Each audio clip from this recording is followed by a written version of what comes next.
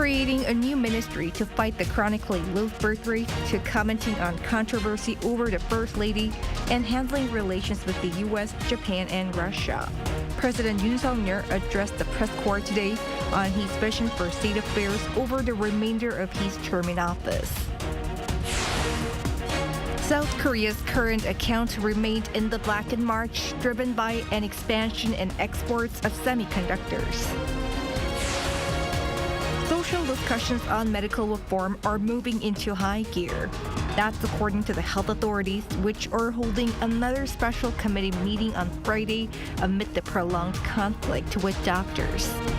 It's May 9th, 2024. This is Newscenter.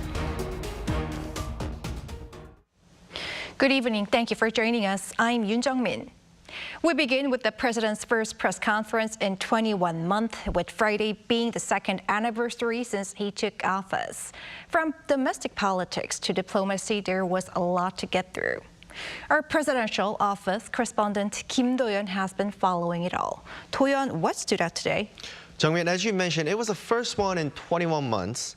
And before we get into the details, the decision to hold a press conference came after President Yoon vowed to enhance communication with the public following the ruling People Power Party's loss in general elections last April. So overall, that might be the main message that the top office is aiming for, a different approach to communications. And the very first message that he had was an apology for falling short in improving the living of the citizens. Now, the general structure of the event was that he began at his office and spent around 20 minutes making an opening address. A bit less than half of it was reflecting on his past 2 years, while the rest focused on what his next 3 years will look like, as he will continue to be facing an uphill battle with the National Assembly for the next 3 years. He also promised better communication and cooperation with the opposition parties. Take a listen. 국민 여러분, 정부가 민생을 위해 일을 더 잘하려면 국회의 협력이 반드시 필요합니다. 앞으로 여야 정당과 소통을 늘리고 민생 분야 협업도 더욱 강화하겠습니다. 국회에도 당부 말씀을 드립니다. 정쟁을 멈추고 민생을 위해 정부와 여야가 함께 일하라는 것이 민심이라고 생각합니다.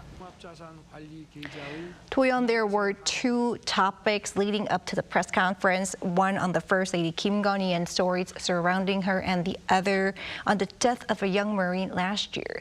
How did the president face these questions? Right, those two certainly were sensitive and could have been the make or break aspect to the press conference. Now, the overall stance didn't change for both of them, but as for the First Lady, President Yoon apologized for what he called his wife's unwise actions, which refers to her accepting a luxury bag back in 2022. And he refrained from commenting about the recently opened investigations by the prosecution, saying any comments could be seen as influencing a fair investigation.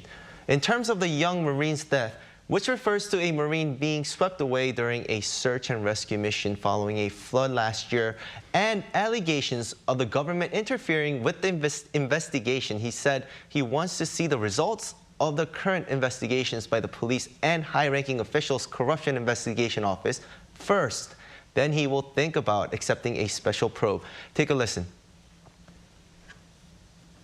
지금 이렇게 진행되는 것을 잘 지켜보고 아마 모든 절차가 마무리되면 또 국민 여러분께 수사 당국에서 아마 상세하게 수사 경과와 또 결과를 잘 설명을 할 것인데, 그걸 보고 만약에 국민들께서 이거는 봐주기 의혹이 있다, 납득이 안 된다라고 하시면은 그때는 제가 특검하자고 먼저 주장을 하겠습니다. Well, this was also an opportunity for the president to talk about his vision for the next 3 years. By that, I mean the economy, medical reform, and others. What were some takeaways? That's right. First, there was an announcement regarding tackling the current low birth rate.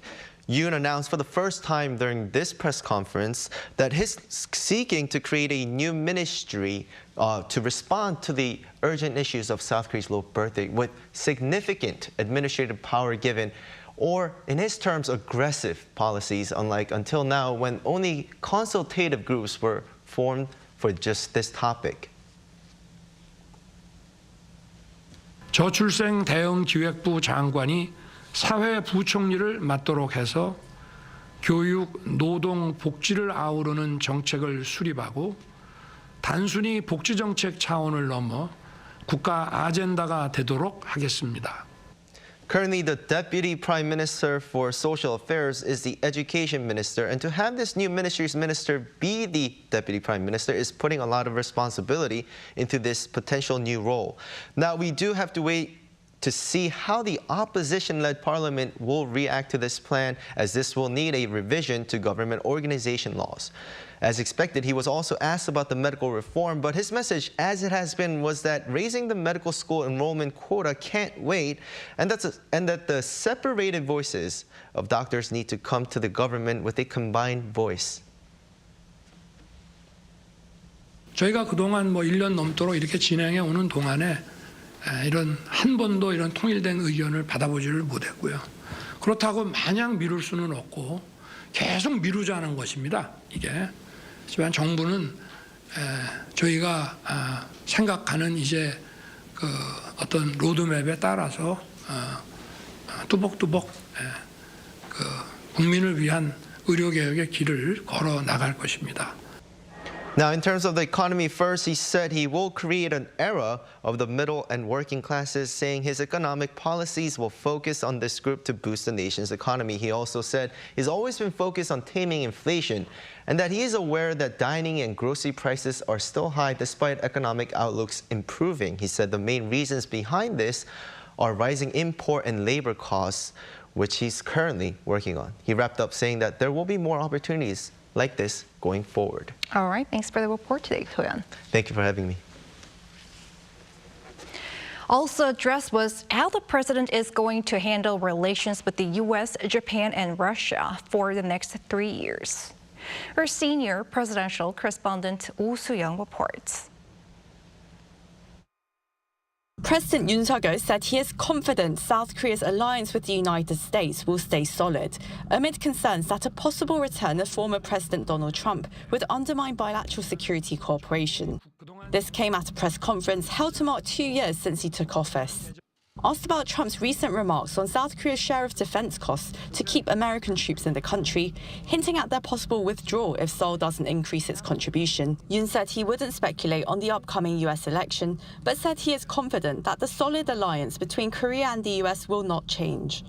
Defense sharing costs during the past Trump administration had been a major source of contention, and Seoul already agreed to hike its contribution 13.9% from 2019 to over $1 billion in 2021. As the current agreement expires at the end of the year, the two sides began their first round of talks in Hawaii last month.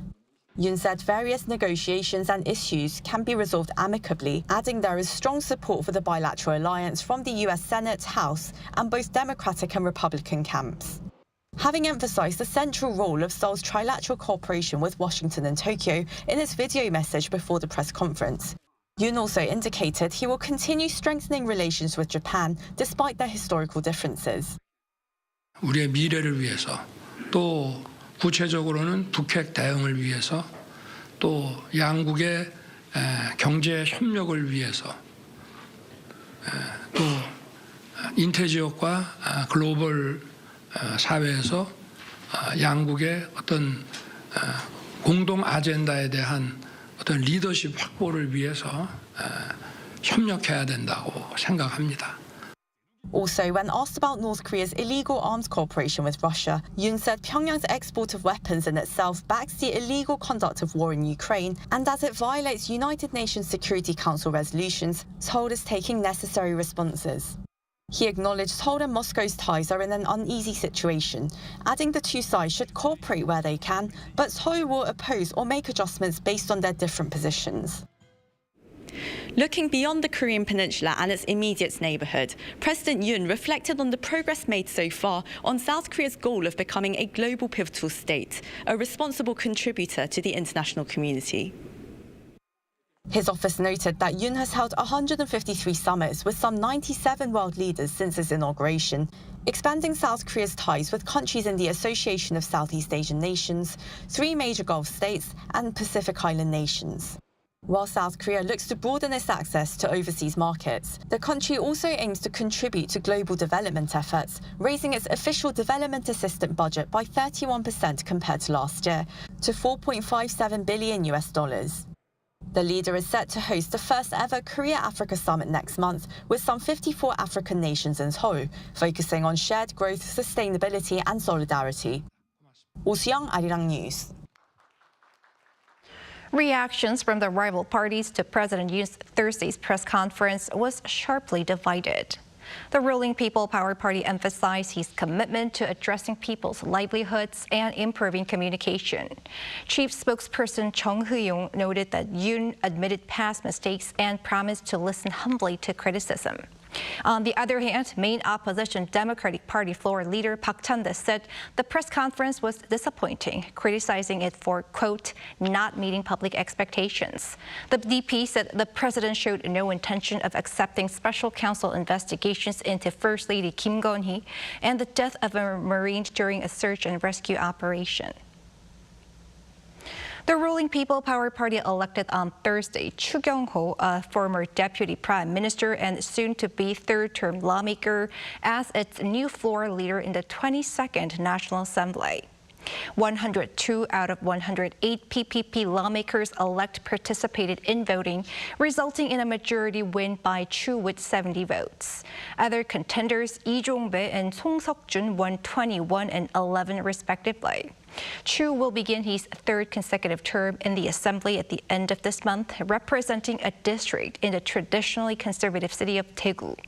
A PPP floor leader serves for 1 year and has the authority to convene necessary meetings and make committee assignments, among other tasks. In his acceptance speech, Choo highlighted the importance of unity within the PPP to push for policies that can earn the people's trust.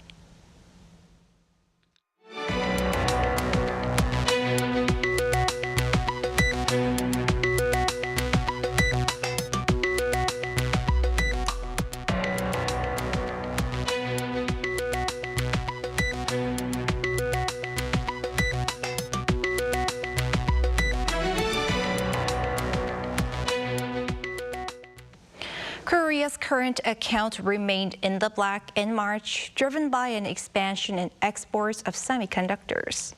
Our Moon Hae-ryun has the latest numbers. South Korea's trade balance logged a surplus once again as chip exports showed a robust recovery and energy prices fell. Preliminary data released by the Bank of Korea on Thursday show that the country's current account balance came to $6.93 billion in March. This is the 11th month in a row for the account to be in the black, following a surplus of just over $6.8 billion in February. With this latest data, the current account balance in the first quarter of the year recorded $16.84 billion in total, a notable rebound from the negative figures seen in the first quarter of 2023. The goods account tracking imports and exports experienced a surplus for a year as semiconductor exports jumped by over 34% compared to the same month last year. Goods exports centered around chips and IT products rose for 6 straight months, while goods imports, with raw materials such as oil, gas and coal, continued to decline. Data also show that outbound shipments of electronic goods increased by around 21% year-on-year, while exports of chemical goods dropped by over 11%.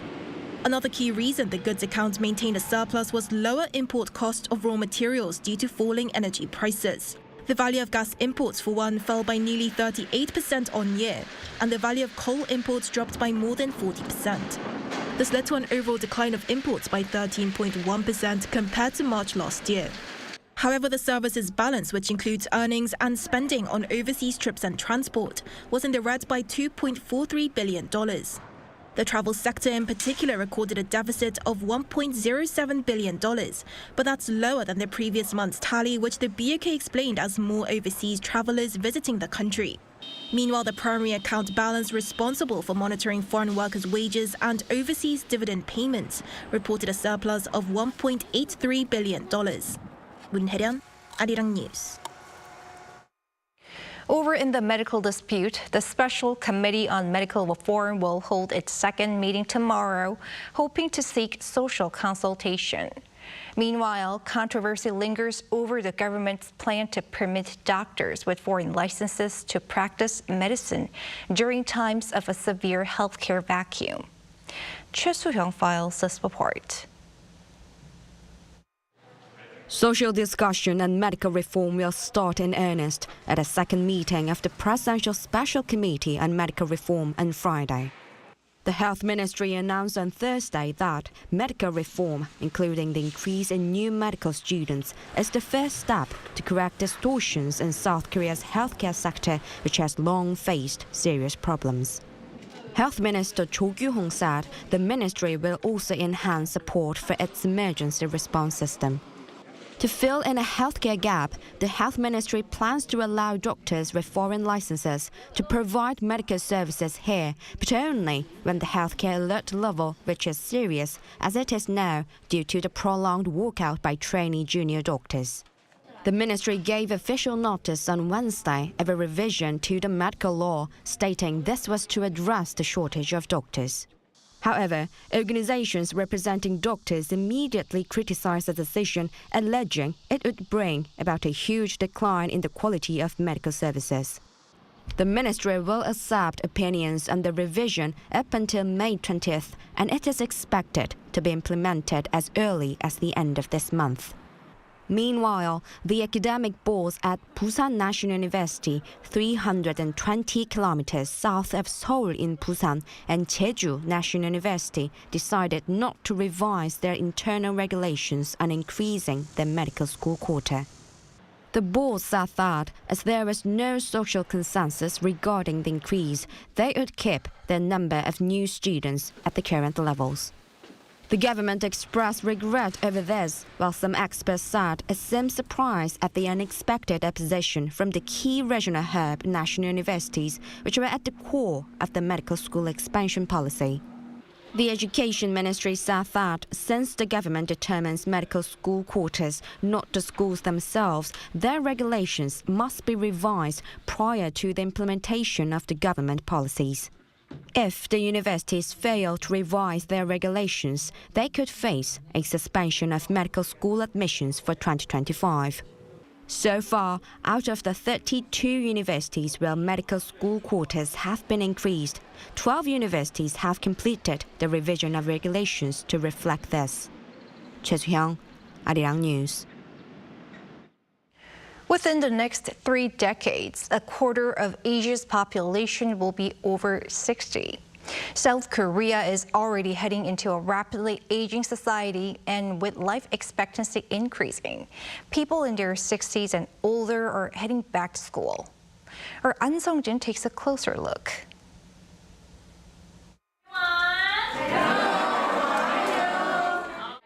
This is just another day at school for 67-year-old An Soo-hee. After decades running her own clothing business, she's back at school, paying attention and jotting down notes to level up her skills and future job prospects. People now live up to 100 years, and I haven't even made it past 2/3, which means I have so much time left. I enjoy studying here, and once I graduate, I either want to volunteer at a nursing home or provide counseling for those in need. There are more than 1,300 passionate students like An at this lifelong education institution. Studying here is one of the best things I've done in my life. I feel like I've upgraded myself. After all, what is life without being able to enjoy it? Just like any other high school, this institute teaches basic subjects such as science, math, English, and how to use computers. Supported by the Seoul Metropolitan Office of Education, it provides the entirety of its education curriculum at no cost. We provide the opportunity to learn and find a job. I encourage students to continue the process of learning. It helps them maintain their health. That's why our school offers a variety of classes with musical instruments, dance and sports. More of the aging population are looking to go back into the workforce. The labor force participation rate for those 60 and above reached 43% in the first quarter of 2024. That's up from 39% for the same period in 2021. With the population in Asia aging rapidly, many people will have to work well past their 60th birthday. But a senior economist explains why it's not just money that motivates seniors to go back to work. So one is not necessarily the immediate financial need, but because you have a longer life ahead of you, you would think maybe as long as I can work and healthy, just because of those longevity risks, you want to work longer. Second is more to do with the connection to the society. With more seniors looking to re-enter the workforce, companies and employees need to adapt to this changing population dynamic. An Sung-jin, Arirang News. The 2024 Korea Drone Expo kicked off today, and with it, so did this year's International Drone Soccer Tournament and global drone display booths to bring together people from all over the world. Our Lee Soo-jin has more. It's a soccer match, but instead of a ball flying through the air, it's multiple drones. This drone soccer match is taking place at the 2024 Korea Drone Expo, a 3-day event that kicked off on Thursday. Attendees here can see how drones are used now, as well as how they might be used in the future, such as drone soccer. South Korean companies are the only ones that can make drone soccer balls, with carbon materials that meet international standards. This year's International Drone Soccer Festival, one of the highlights of the Korea Drone Expo, is the largest ever with more than 400 players from 20 countries taking part. Drone soccer is a new ICT-integrated sport founded in Korea that's now being played across the world. It involves 2 teams where each player has their own drone and a position. And the winner is determined by the team that scores the most goals by maneuvering drones through the opposing team's goal. It's fun to see which strategy leads to a win. I'm most looking forward to seeing what game strategies the foreign players use. Really getting to know the team and bonding together in order to come together and make a good play be my favorite part. What I am looking forward to the most. Gain a good experience and of course to play against the other Korean team. The fast-growing popularity of drone soccer was also reflected in the first session of the Federation of International Drone Soccer Association, where discussions were held about the first ever Drone Soccer World Cup that's scheduled to take place in 2025. But participants from all over the world aren't just here for drone soccer. This year's event also featured a separate section for global drone enterprises from 12 different countries for the first time to provide a glimpse into global drone trends. With the ongoing drone soccer matches and drone booth displays, attendees from all over the world will continue to witness various applications of drone technology. Lee Soo-jin, Arirang News. This year's Royal Culture Festival ended last weekend, drawing over 600,000 visitors during a 9-day duration until May 5th. According to officials on Thursday, a quarter of all visitors were from overseas, making a threefold increase compared to the previous year. Hosted by the Cultural Heritage Administration every spring and fall, the festival was hosted across the 5 royal palaces and the Chongmyo Shrine in Seoul. Visitors can enjoy traditional Korean culture in many different ways, including special performances and palace experiences. This year's fall edition will start on the 9th of October.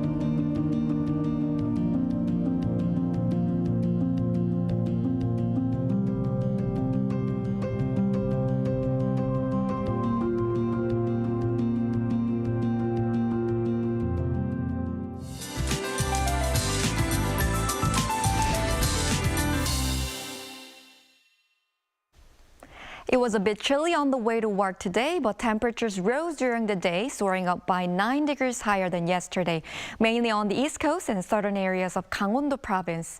Tomorrow morning, temperatures will get 2 to 7 degrees warmer than they were today, and daytime temperatures 2 to 3 degrees higher. The daily temperature differences are also very wide, making it easy to catch a cold. In inland areas, there will be places where the temperature difference varies greatly from 15 degrees to 20 degrees. It's better to bring a thin jacket to control your body temperature. Tomorrow, Chuncheon, Daejeon, and Gwangju will start off at 11 degrees Celsius. Highs will be topping out at 25 in Chuncheon, Daejeon, and Gwangju. Gyeongju, 29 degrees. There's more rain forecast for this Saturday, and it's expected to continue until Sunday. That's all for Korea. Here are the weather conditions around the world.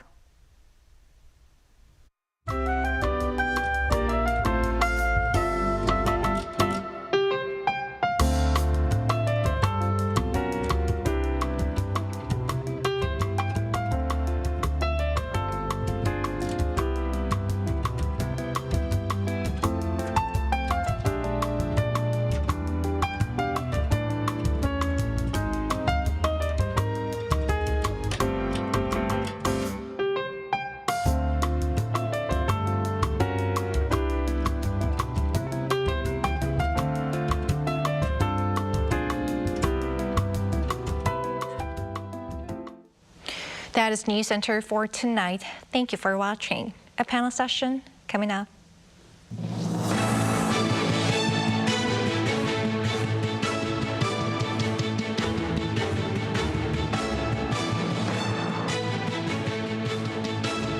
하나, 둘, 셋.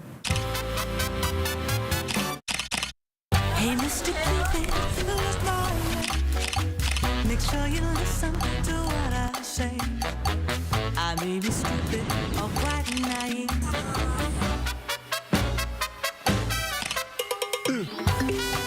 끝없이 쏟아지는 포토스팟. 휴대폰 한 대로 감당할 수 있겠니? Arrow straight through my heart. 웰컴.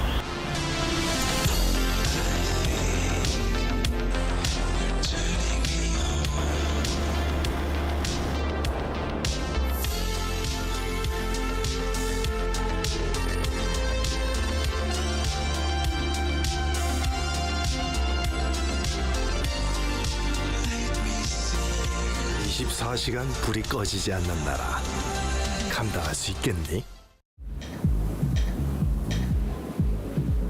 웰컴.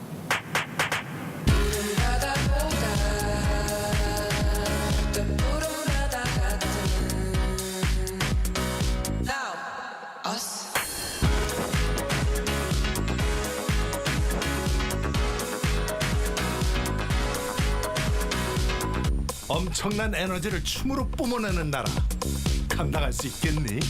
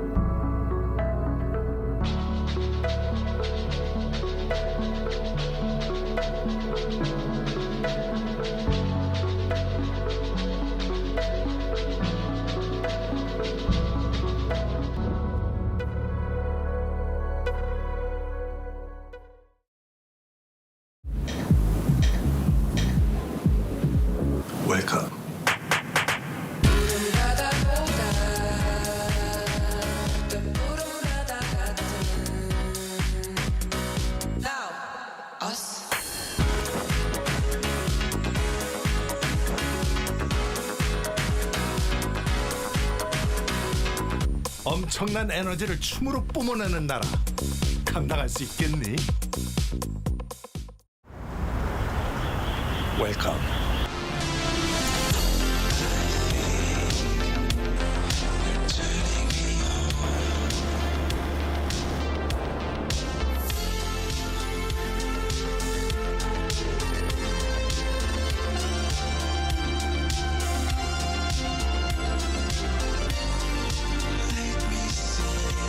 24시간 불이 꺼지지 않는 나라.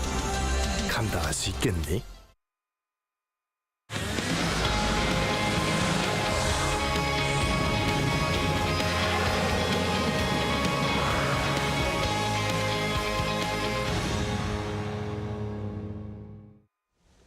The Israel-Hamas war has entered a new phase as Israel forged ahead with its assault on Rafah, expanding its airstrikes and ground operations in the southern city of Gaza. Ceasefire talks continue between Israel and the Hamas militants, but we're yet to see a breakthrough. The war in Ukraine, meanwhile, rumbled on as Russian President Putin marked Victory Day, boasting Russia's gains in Ukraine. That's as he began his new 6-year term amid growing conflict with the West.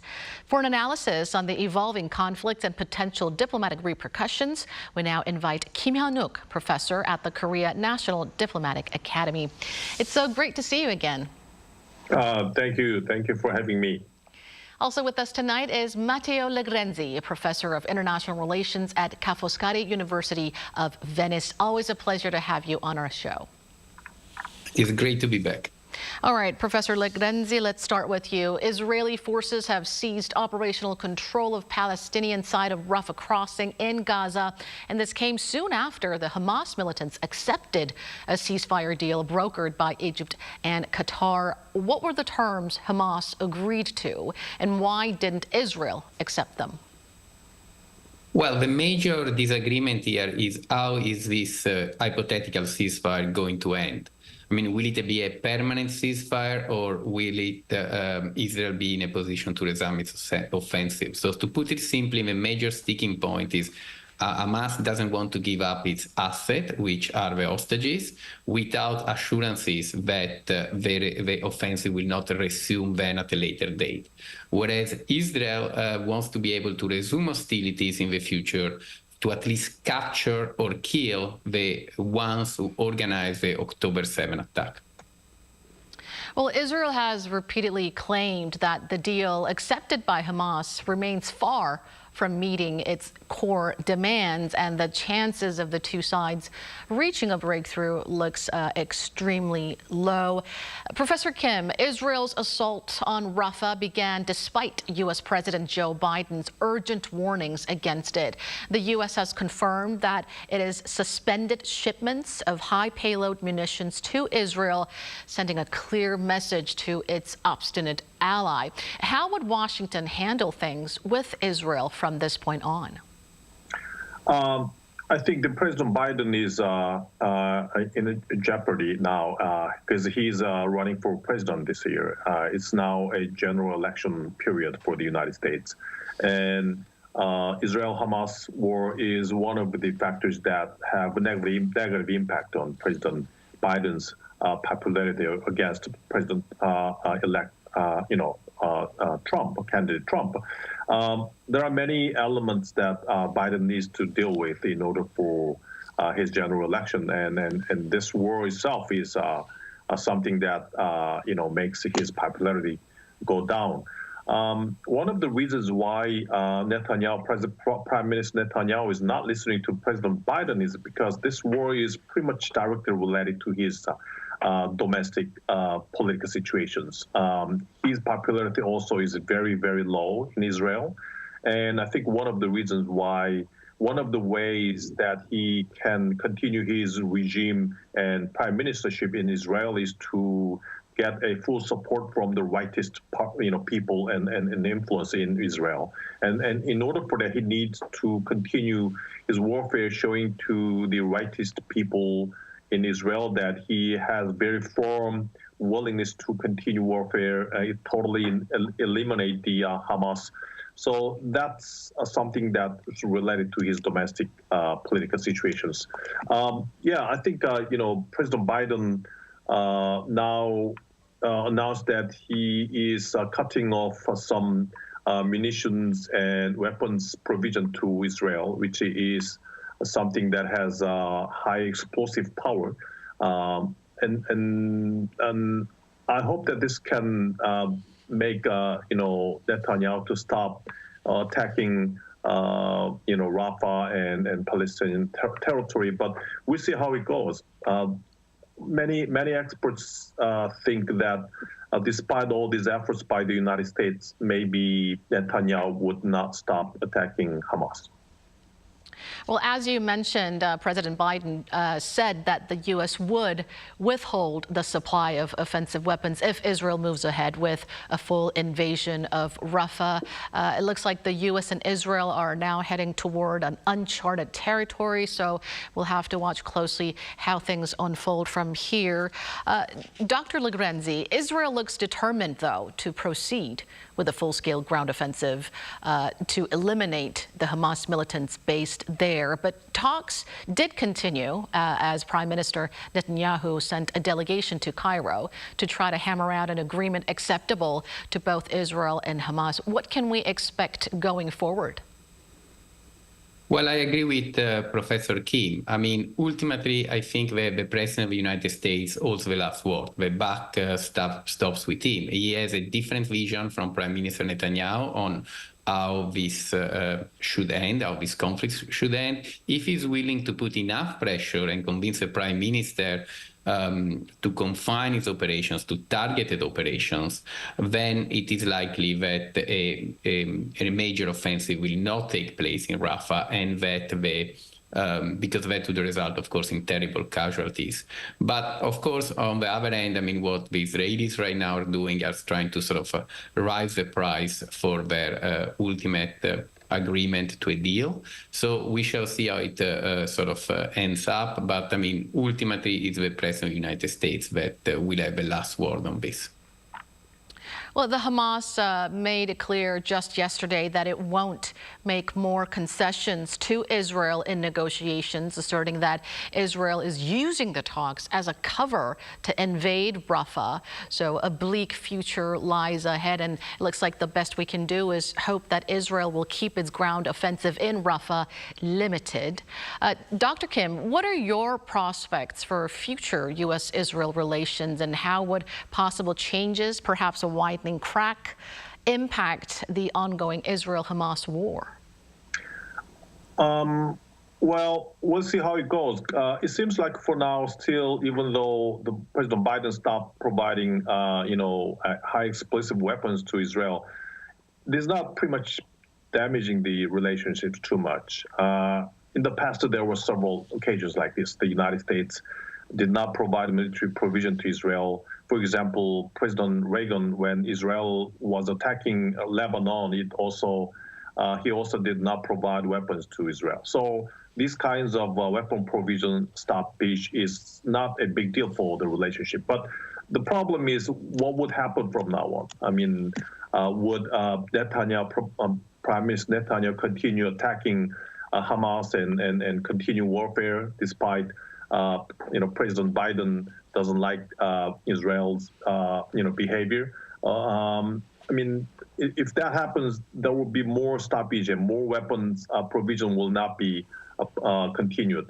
This will be something that makes two countries' relationships to be devastated. And second thing is that, as you have mentioned, I think one of the purposes for Prime Minister Netanyahu is to take a favorable position in ceasefire agreement. Maybe want to have more hostages to be released throughout the agreement. So this is kind of pressure towards the agreement that is more favorable to Israel. But as I have mentioned, it seems like this warfare between Hamas and Israel is something directly related to Prime Minister Netanyahu's political situations. So I think in order for him not to lose prime ministership, I think it seems like the possibility of his continuing warfare seems much higher than stopping warfare. So Israel's continual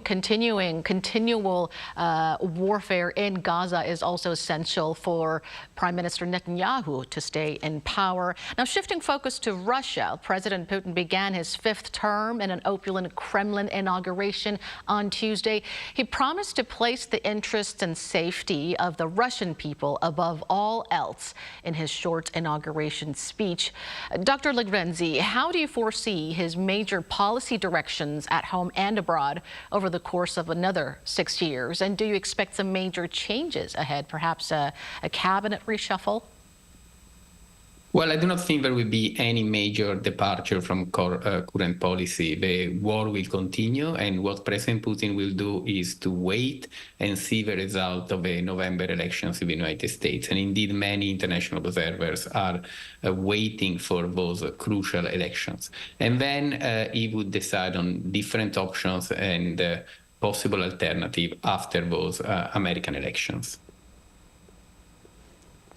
Now, Professor Kim, the inauguration ceremony was boycotted by most Western countries over Russia's war in Ukraine, while South Korea sent Ambassador Lee Do-hun in consideration of the need to manage bilateral relations with Moscow. What are your prospects for future Seoul-Moscow relations? I think, for now, South Korea is definitely on the side of, democratic coalition. We are together with the U.S. and Japan and trying to be very firm to countries like China and Russia. But the problem is that recent in relationship between North Korea and Russia is directly, making some risky situations for the security of South Korea. Russia is provided by North Korea some munitions for war in Ukraine, and Russia provides some important military technology to North Korea.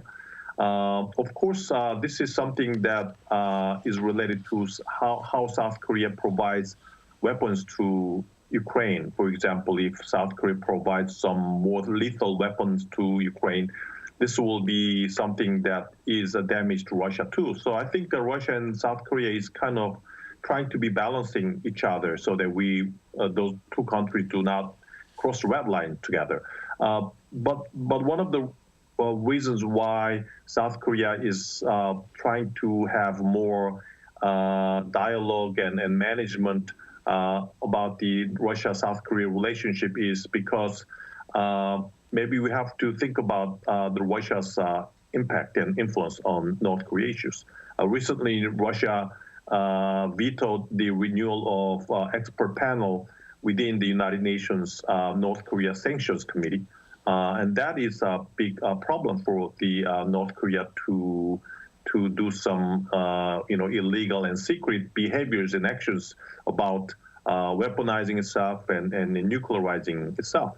So I think there are some two-way, policies towards Russia from South Korea perspective. We definitely on the side of democratic coalition trying to pressure Russia, but at the same time we have to try to manage the relationship so that Russia would not cross the red line.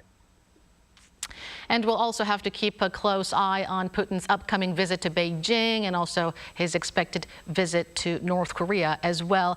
Professor Legrenzi, Russia held a large-scale military parade marking the country's Victory Day today. And unlike last year, Russia is gaining ground in Ukraine, flaunting Western military hardware captured by the Russian army in Ukraine in the middle of Moscow. Is Ukraine heading for defeat? How will the war progress from here? Well, I do not think Ukraine is heading for defeat, but we may be headed to a possible stalemate. And then a stalemate, a military stalemate, would then lead to reassessment of war aims by Ukraine itself. So my prediction from a military point of view is that the fight will continue for longer then what makes sense in terms of like a military fight. And then there will be the establishment of lines of control, and the conflict will end without a political agreement. So the fight will go on for longer than expected, and it will likely end without a political agreement. Now, along with many factors, one essential domain for Ukraine to keep fighting and to try to win the war is the Western aid, which is quickly drying up. What have you learned on that front? Well, I mean, even in this, from this point of view, the November elections in the United States will be crucial.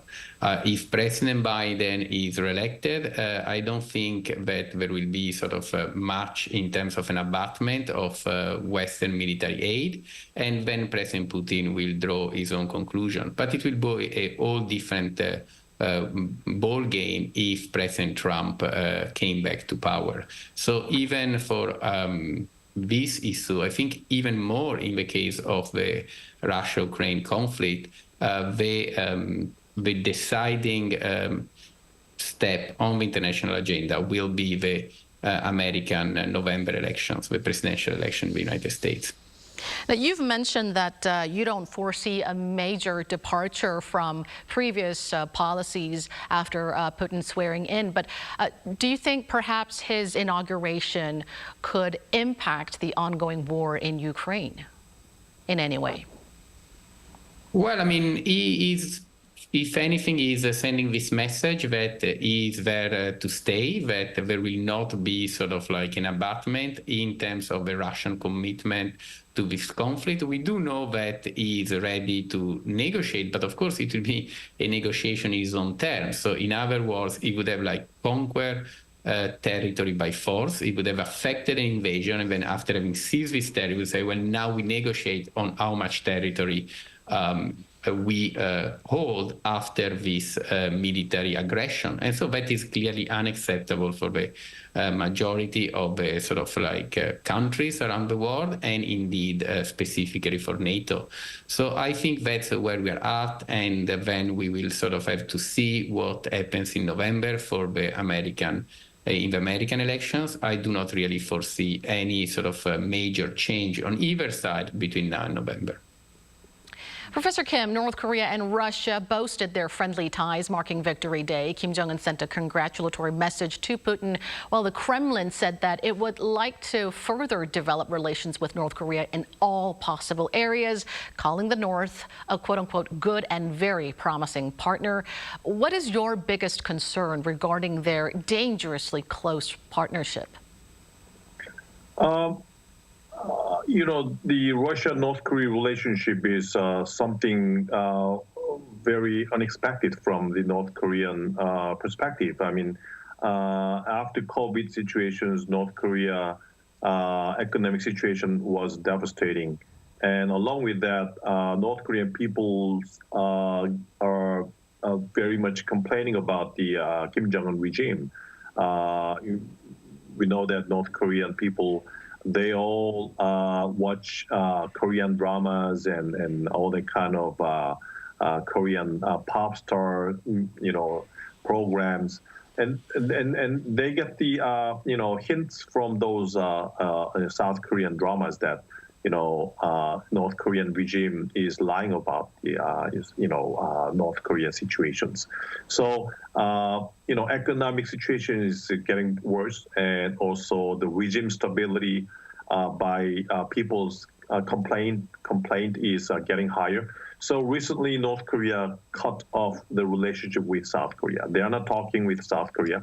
They are not even making efforts about the unification. And North Korea is pretty much getting isolated. And even China having a bad economic situation, and the Biden government is pressuring China on many issues. So China is not helping North Korea as much as it used to be. So North Korea-Russia relationship is something very astonishing to North Korea. It's giving food and economic aid and military technology to North Korea. So this kind of relationship is making North Korea to have some important basis for it, widening its diplomatic relationship with other countries too.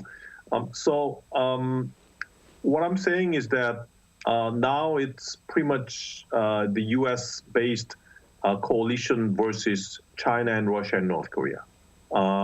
So this was something again between the competition or conflict between U.S. and China. But now, because of North Korea-Russia relationship, it seems like this conflict is now expanding into the Korean Peninsula. Now, South Korea and North Korea relationship is also getting worse and worse. So this is some big burden for South Korean diplomacy. Well, the two ongoing wars now stand at a critical juncture, and so does South Korea's diplomacy amid intensifying divide between the West and the anti-American bloc, as you mentioned, Professor Kim, and we'll certainly continue our discussions as we move forward. Thank you so much, both of you, for sharing your thoughts. We appreciate it. Thank you. And that brings us to the end of the show. Thank you for watching, and be sure to tune in same time tomorrow to join our conversation. Goodbye for now.